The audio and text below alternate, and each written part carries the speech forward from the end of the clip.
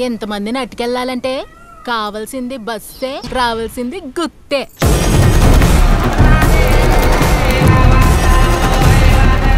నేను డిస్ట్రక్షన్ లో నుంచి వచ్చే క్రియేషన్ ని నమ్ముతాను.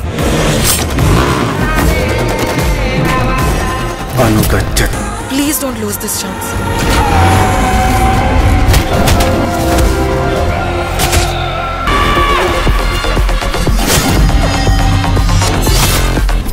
ఆమె నేను తమ్ముడికి ఒప్పుకోదు.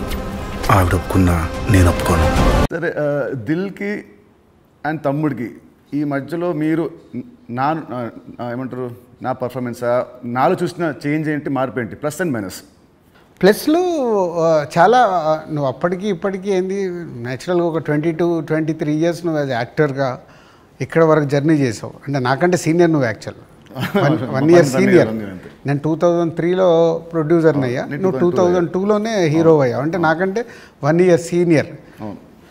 సో నీకున్నది ఆ ఎక్స్పీరియన్స్ వచ్చింది ప్లస్. సో ఆ ఎక్స్పీరియన్స్తో నేను ఎలా హ్యాండిల్ చేస్తున్నానో థింగ్స్ని హ్యాండిల్ చేయగల కెపాసిటీ వచ్చింది, మేనేజ్ చేయగలిగే కెపాసిటీ లేనిది. అంటే 23 సంవత్సరాలలో నువ్వు, అంటే ఇప్పుడు ఒక దిల్ రాజుగా నేను నీకంటే జూనియర్ని 1 ఇయర్ని సాధించుకుంటూ ఒక టాప్లోకి వచ్చా. నితిన్ని నేను అలా ఊహించా.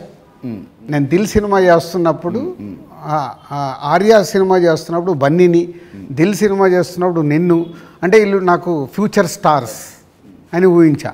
కానీ నువ్వు ఆ మార్క్ అచీవ్ చేయలేకపోయావు. నువ్వు కోల్పోయింది అదే అనేది నా ఫీలింగ్.